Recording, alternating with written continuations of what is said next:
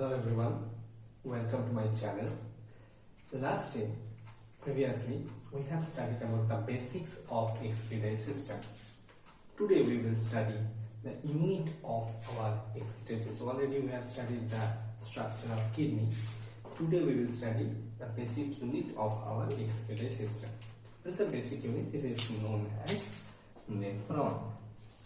So this on means unit and the nephron means kidney. So basically this is the unit of our kidney cells. Okay. So basically what are the structural clarification of our nephron? Nephron having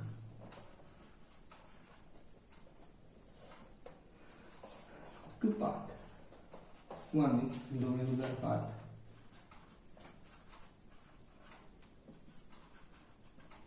having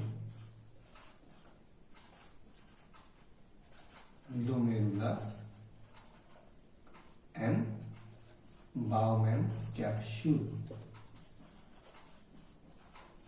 and here having three parts, basically three parts. One is PCT, another is Henle loop or loop of Henle, another is DCT. Collecting duct is not the part of our nephron. Okay, that has been already been asked in NEET. Collecting duct is not a part of nephron. So what are the structures? Now, this is Bowman capsule. It is like a funnel-like structures. Okay, this is a funnel-like structure. These are two parts. One is visceral part and this parietal part. This is glomerulus.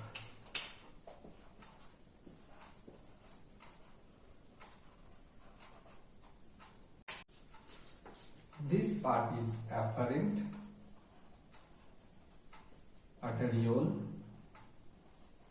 This part is efferent arteriole.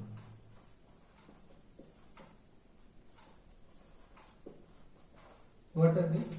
Basically the blood from our body which is being full of nitrogenous waste is coming through the afferent arteriole. Then it is being purified. Here in the glomerulus it have podocyte cells.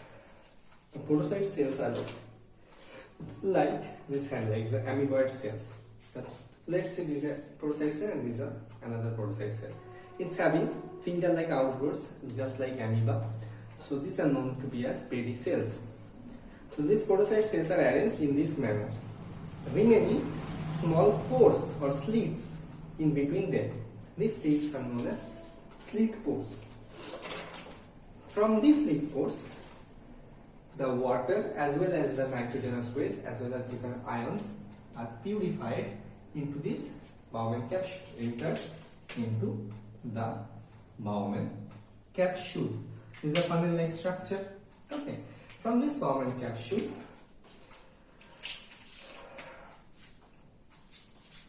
the urine transferred into PCT, proximal convoluted tubule. Okay. Proximal convoluted tubule consists of brush border cells. From PCT, it is entered into loop of Henle. Loop of Henle having four structures. Number one, thick walled descending loop. This is a descending loop. Number two, thin walled descending loop. Number three, in this part, thin walled ascending loop. And number four, thick walled ascending loop. Okay. Then it comes the DCT. This part is DCT, this is a distal convoluted tubule. It's having macular dense cells, and then it enters into the collecting duct. Just like different DCTs are entering into this collecting duct. Okay. Now here in that position there are few cells arranged. This is known as cells of Lasso. Okay. and a macular-dense-like structure forming the juxtaglomerular apparatus.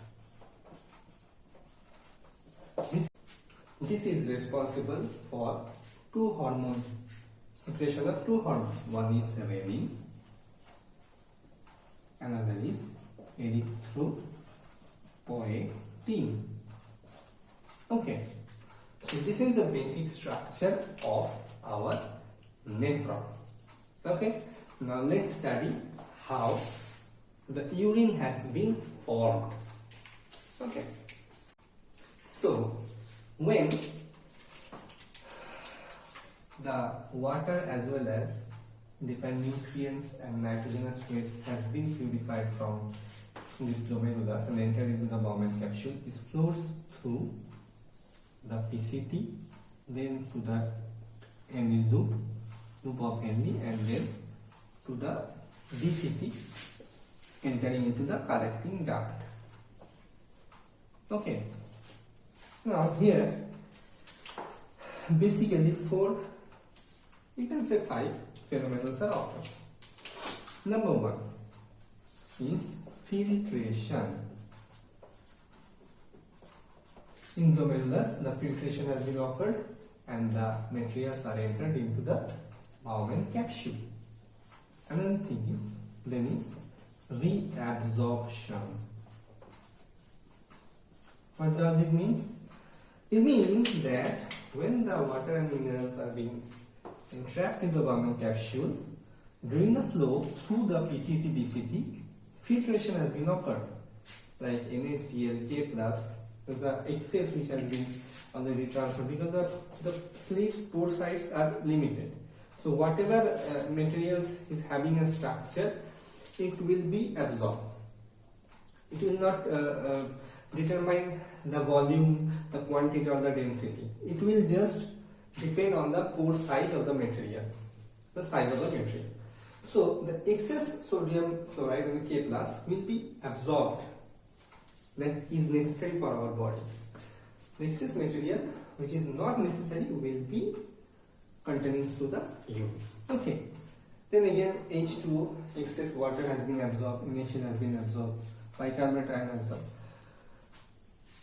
Then it comes, there are some limited conditions when the hormone limited or hormone balanced controlled reabsorption occurs in that stage. Then the third condition occurs, which is the secretion. You can see in these states that there are some materials which is secreted during the flow also, like NaCl, NH3, ammonia, sulfur, H+ ion. This has been secreted during this flow. And the final stage is excretion. So we can conclude from this stage that what is the amount of excreted material?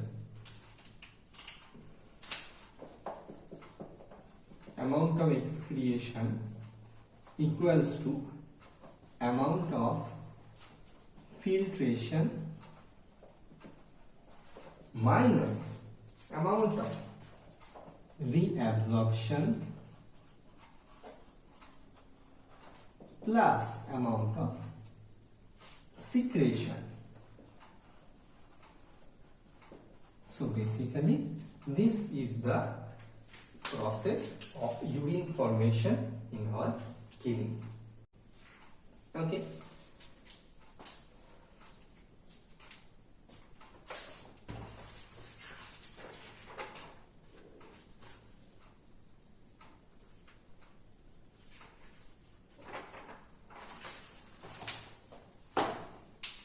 Now the reabsorption occurs from the capillaries that has been coming from these efferent arteries. They will form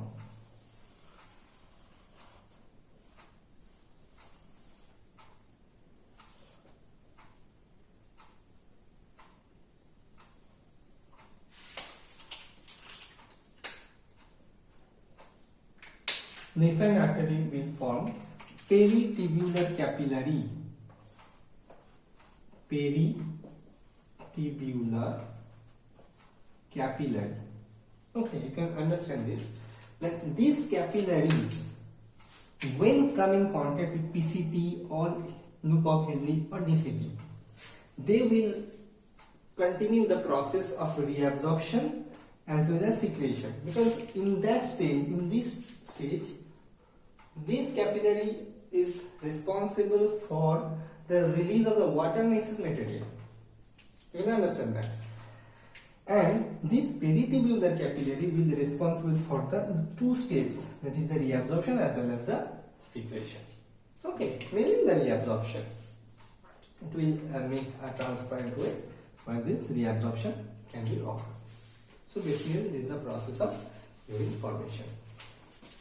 You have to study few terms which is essential for the NEET exam. One is GCP, that is glomerular capillary pressure.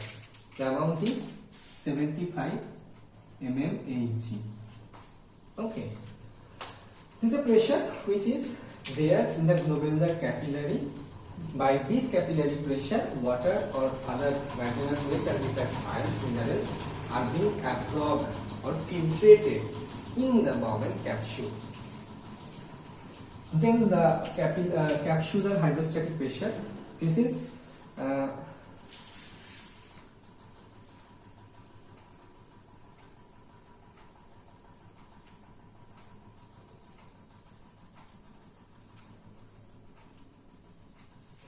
then the capsular hydrostatic pressure. This is 20 mmHg. This is the pressure in the glomerular capillary in the Bowman capsule, which maintain the flow or intake of the urine in the glomerulus. Then the colloidal osmotic pressure, this is 30 mmHg. This pressure maintains the colloidal particles that are present in the glomerular filtrate. Then the effective filtration pressure. This effective filtration pressure is the pressure responsible for the formation of the Bowman capsule filtrate. Okay, so the EFP having a formula equals to GCP minus CHP plus COP. So let's calculate 75 minus 20 plus 30. That is 25 mmHg. These terms and these amounts are very essential for the NEET exam. So that's all for today. We will study the disease related to the urinary system or excretory system in the next video. Thank you. If you like this video, please like that video and to subscribe my channel. Thank you.